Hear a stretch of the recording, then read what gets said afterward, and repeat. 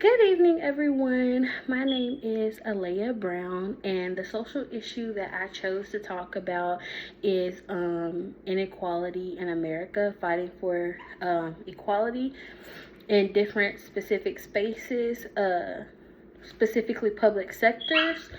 So, the first public sector that I will get into is the government. It's quite obvious that the government is primarily run by white males specifically.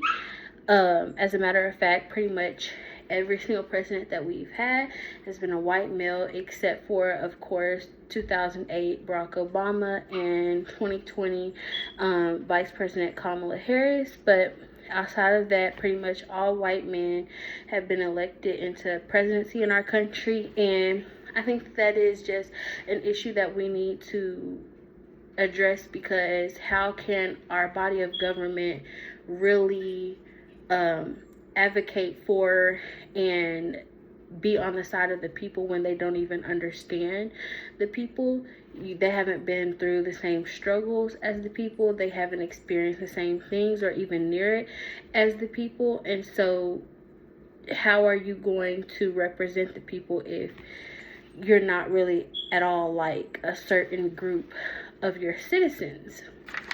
The next topic that I will get into is we need equality in the public school systems.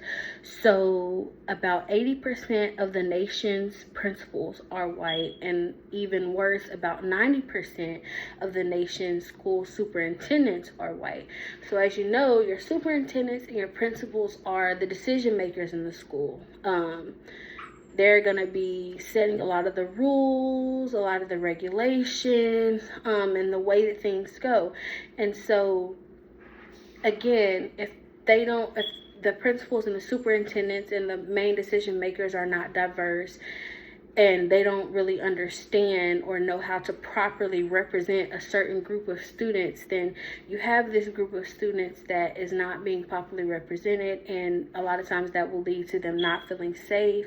Some of them will act out because they don't feel as though they can be successful, because they don't feel as though a lot of the rules, regulation, and the content aligns with them.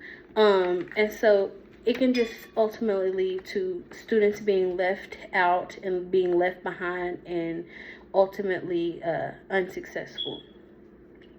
The next thing is inequality in healthcare. So a lot of inequality in healthcare goes unrecognized because a lot of it is not reported properly, however, or it's not put into statistical data. However, it can go into just being, because of your skin color or being a person of color, you are called last.